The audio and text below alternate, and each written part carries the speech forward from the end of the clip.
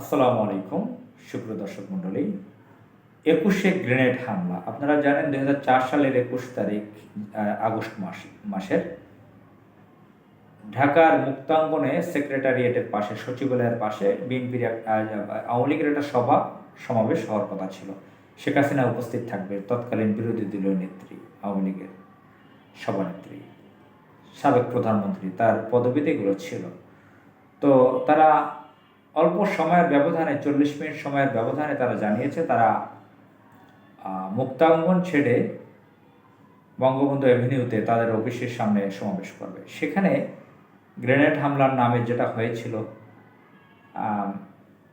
সেখানে বহু মানুষের জীবন চলে গেছে, হাত পা চলে গেছে, প্রাণ চলে গেছে।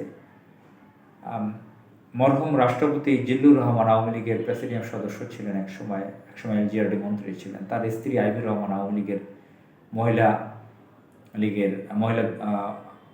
আওয়ামী লীগ মহিলা বিভাগের তিনি সভানেত্রী ছিলেন। তিনিও প্রাণ হারিয়েছেন সেখান থেকে। বহু মানুষের শরীরে ক্ষতবিক্ষত হয়েছে। অত্যন্ত হৃদয় বিদারক ঘটনা। বহু সাধারণ মানুষের প্রাণ গেছে, পঙ্গু হয়েছেন। মহান আল্লাহ তাআলা তাদেরকে, যারা জীবিত আছেন তাদেরকে সুস্থ করে দিক, যারা এখানে নিরীহ মানুষ যারা প্রাণ হারিয়েছেন তাদেরকে আল্লাহ ক্ষমা করে জান্নাত দান করুক।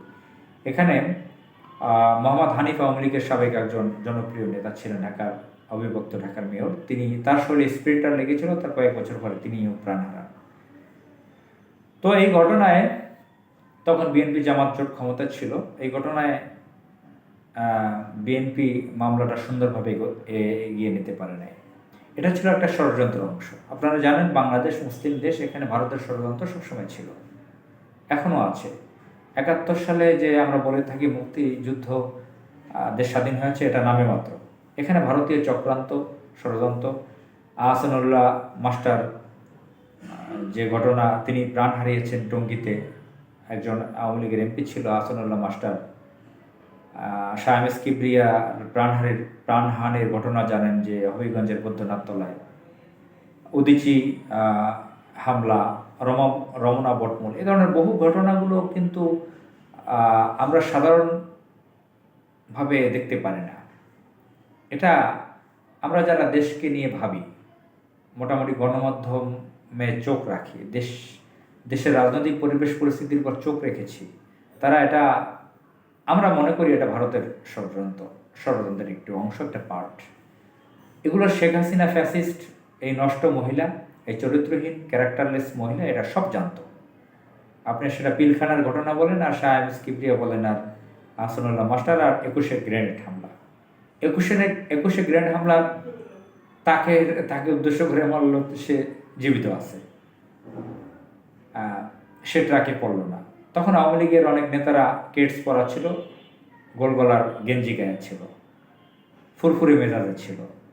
শেখ হাসিনার কানে একটু সমস্যা হয়েছে, কানের সমস্যার কারণে একটু সমস্যা নিয়ে সে কিন্তু বড় ধরনের সুবিধা নিতে পেরেছে। ভারত এবং আওয়ামী লীগ বড় ধরনের সারা বিশ্বে বাংলাদেশকে জঙ্গি শব্দে বাংলাদেশকে জঙ্গি রাষ্ট্রে পরিচিতি দিতে পেরেছে। এখানে জঙ্গির উত্থান হয়েছে, ইসলামিস্টদের উত্থান হয়েছে, ইসলামিক পার্টির উত্থান হয়েছে। এখানে আওয়ামী লীগ নিরীহ, নিপীড়িত, অত্যাচারিত, জুলুমের শিকার, এগুলো আন্তর্জাতিকভাবে বলার চেষ্টা করেছে, এগুলো প্রচার করতে পেরেছে। গুন্ডা শেখ মুজিবের কন্যা শেখ মুজিবকে মেরে ফেলতে চায়, এগুলো প্রচার করতে পেরেছে।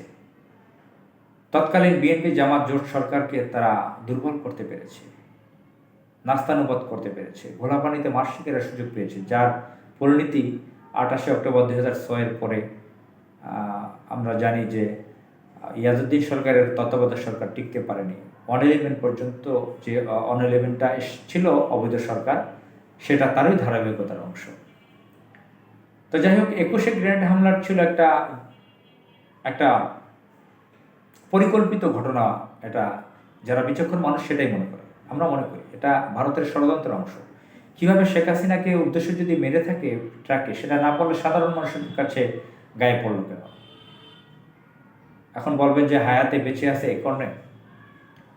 আইভি রহমানকে নাকি চাচি চাচি করে ডাক দিয়েছিল ট্রাকে ওঠার জন্য শেখ হাসিনা, সে বুঝতে পারে না সে মহিলা।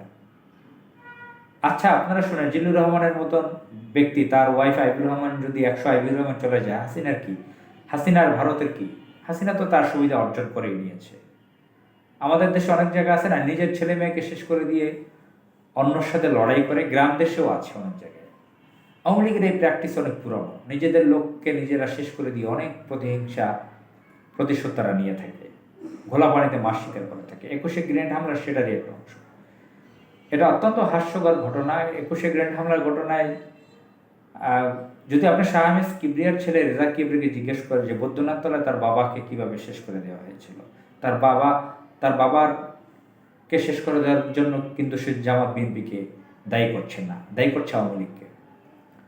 মোহাম্মদ হানিফ কিন্তু 21শে গ্রেনেড হামলার ব্যাপারে বলে গিয়েছিল যেটা আওয়ামী লীগের দুষ্ট রাজনীতির একটা অংশ ছিল।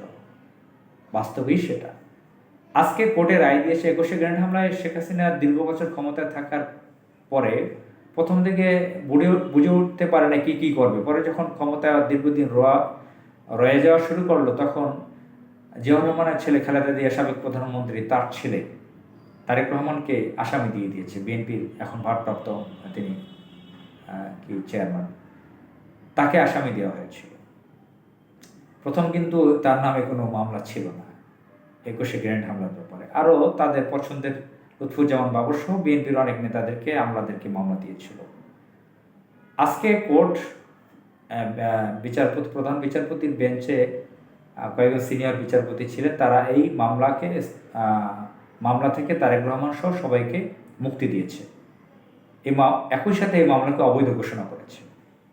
তো যাই হোক, আমরা চাই 21শে গ্রেনেড হামলার ঘটনাটা সুন্দরভাবে অনুসন্ধান চালিয়ে দেখা হোক যে এখানে আওয়ামী লীগ এবং ভারতের কোন ষড়যন্ত্র ছিল, কেন এটা মেরেছিল, কার মাধ্যমে মেরেছিল, কি ফায়দা হাসিল করতে চেয়েছিল, কারা এর সঙ্গে যুক্ত ছিল, এটা বের করা দরকার। আসসালামু আলাইকুম।